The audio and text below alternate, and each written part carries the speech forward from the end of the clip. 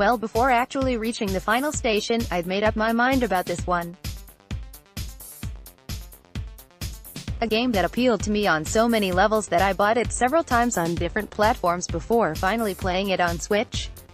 I'm quite pleased I waited, to be honest, as the Switch seems like an ideal home for a game with this concept.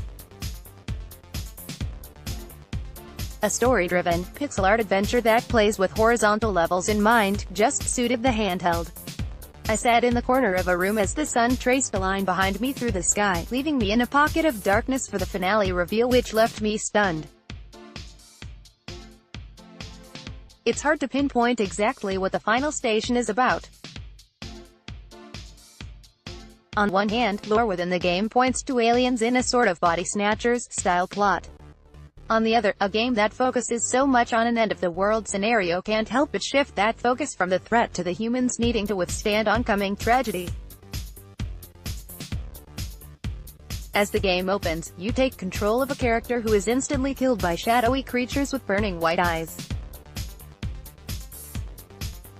Likely that this is a prelude to what's to come, we're then whisked away and take control of a train driver, who is watching the world slowly crumble around him.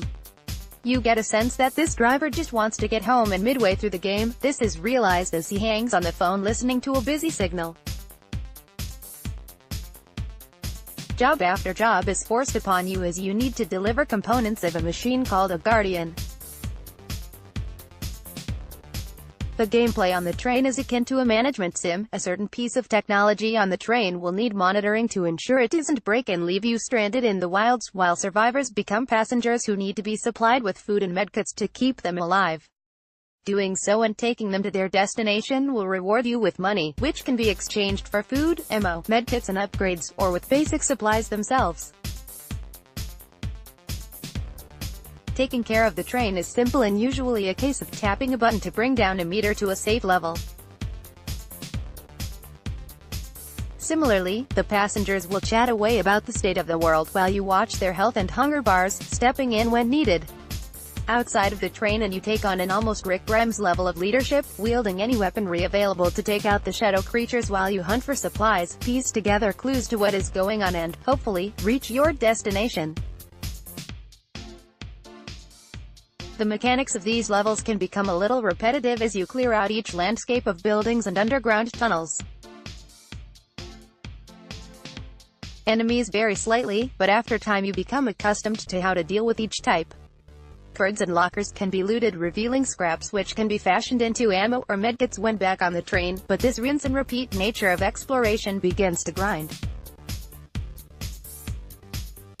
Usually, I would say this is a bad thing, but it perfectly pairs with the story, and as long as you can shrug off the similar mechanics of each stop on the line, you'll appreciate the story all the more.